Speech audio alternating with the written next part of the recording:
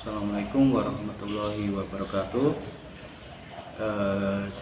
Kita akan memulai pelajaran tentang perawatan dan perbaikan peralatan mekatronika. Pokok bahasan yang akan kita bahas kali ini adalah penentuan peralatan yang akan digunakan dalam perbaikan PLC. Di sini kita menggunakan PLC tipe Omron ya, tipenya CPM2A. Adapun peralatan yang akan kita gunakan dalam perbaikan, kita akan menggunakan multimeter.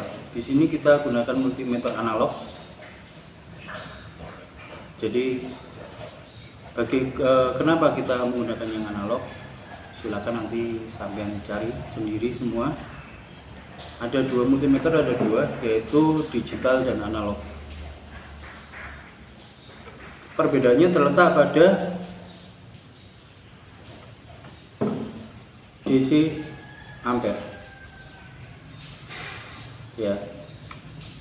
Pada yang digital dia akan tertera AC ampere, sedangkan untuk yang analog ini hanya tertera DC ampere. Tugas Anda sekalian yaitu mencari kenapa pada multimeter analog tidak terdapat AC ampere. Baik, sekarang kita masuk ke materi multimeter. Berikutnya kita bahas mengenai multimeter analog. Ini dinamakan dengan selektor. Dia akan memilih yang diukur itu AC, DC, tegangan DC, tegangan AC,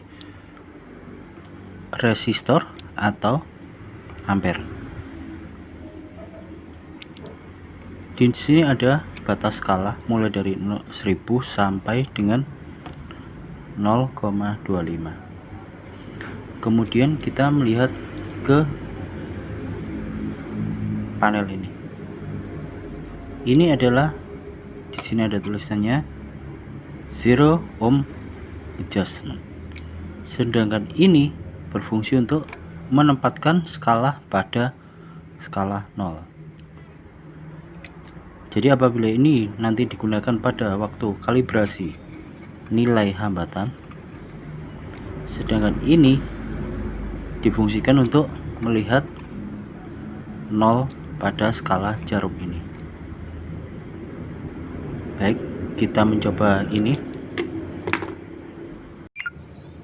Ketika probe negatif dan positif, plus dan minus, kita gabungkan menjadi satu. Skala kita atur pada ohm. Dia akan menunjukkan jarum akan bergerak. Pada kondisi yang benar, jarum akan menunjuk ke arah 0. Jadi di sini adalah fungsi dari zero ohm adjustment. Jadi pengecekannya seperti itu. Kemudian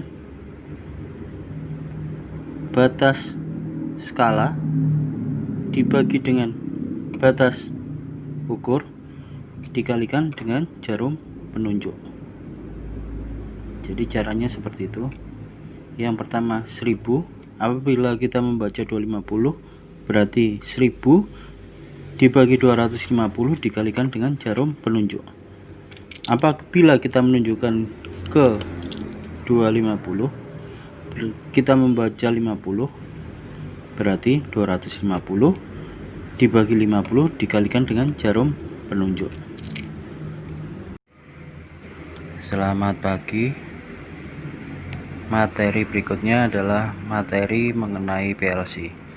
Di sini kita menggunakan PLC Omron tipe CPM2A. Jadi ini ada tampilan dari PLC Omron. Jadi sesuai yang sudah sampean baca semua mengenai teori tentang PLC, yaitu CPM2A, Sekarang kita bahas mulai dari tampilan awal. Tampilan awal di sini ada power, indikator power. Jadi ketika PLC ini menyala, dia akan menyala. Run, indikator run. Apabila program berjalan, maka indikator ini akan menyala. COM, apabila komunikasi, ini adalah port komunikasi peripheral di slot 9 yang akan dihubungkan dengan komputer. Apabila terjadi komunikasi, dia akan berkedip. Kemudian berikutnya adalah indikator error. Apabila terjadi error pada PLC, maka dia akan menyala. Berikutnya di sini ada indikator dari inputan. Di sini ada in dan out. 0 channel mulai dari 00 sampai dengan 011. Sedangkan out di sini ada 10. Jadi keluaran dari PLC adalah 10. Sedangkan inputan PLC adalah 00. Mulai dari 00 10.00 sampai dengan 10.07. Di sini ada keluaran. Jadi di sini ada keluaran plus min 24 volt. Ini adalah keluaran. Garis lurus ini menunjukkan bahwa letak 24 plus adalah ini. Sedangkan min 24 volt adalah ini. Ini COM, bagian bawah COM semua. Sedangkan bagian atas adalah keluaran dari program. Berikutnya di sini ada L1, L2, L1, L2. L1 adalah fasa, L2 adalah netral. Sedangkan di sini semua berisi inputan sesuai dengan yang kalian pelajari kelas 2 dan kelas 3 dalam pengenalan gambar komponen. Di situ kalian sudah paham semua. Di sini ada selektor on off untuk mematikan dan menyalakan port komunikasi. Jadi ini adalah tampilan dari PLC CPM 2A. Perlu kalian ketahui bahwa output pada PLC kita bisa menggunakan tegangan AC 220. Sedangkan untuk inputan pada PLC kita menggunakan tegangan 24 volt. Jadi jangan sampai salah. Apabila terjadi kesalahan, maka PLC yang kalian gunakan akan rusak. Jadi seperti itu untuk tampilan dari PLC ini. Letak dari baterai dan yang lain berada pada dalam tampilan PLC.